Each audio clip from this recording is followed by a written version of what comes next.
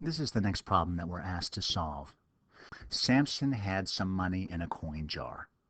He put 32 cents in the jar and then dumped out the money and counted it. He had $5.73 altogether. How much change, C, was in the jar originally? So here's the situation. Samson comes home. He has a jar on his desk or someplace in his room, and it has a bunch of coins in it. He reaches into his pocket, pulls out 32 cents that he has, takes this, and puts it in the jar. And then he says, well, how much money do I have altogether? He dumps it all out, and he counts it. $5.73 is what he has. The question is, how much money did he have before he put that 32 cents in the jar? Again, these kinds of problems can be confusing for people to solve, even adults. And so we need a tool to be able to use to visualize it and see what the question's asking us. So we're going to draw line segments, which is what the problem suggests that we do anyway. And we can see one of the line segments is going to be the total amount altogether. And we're told that that's $5.73. The other line segment is going to equal the amount of change that was in the jar originally. That's C. And the amount that Samson took out of his pocket and put into the jar, which was 32 cents. Now we have an equation that we can use. One side is C plus 32 cents, and that equals the other line segment, which is $5.73. And we can write it in the equation down below. C plus 32 cents equals $5.73.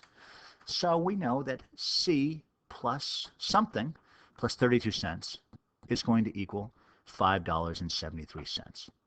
If we take that 32 cents and we subtract it from $5.73, then we're going to know what C is, because C is going to equal what is left. Let's solve it.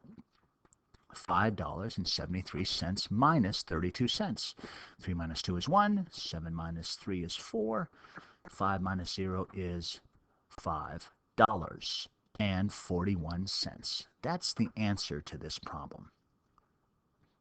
Now let's take a minute to solve this by balancing equations as we would be doing algebraically.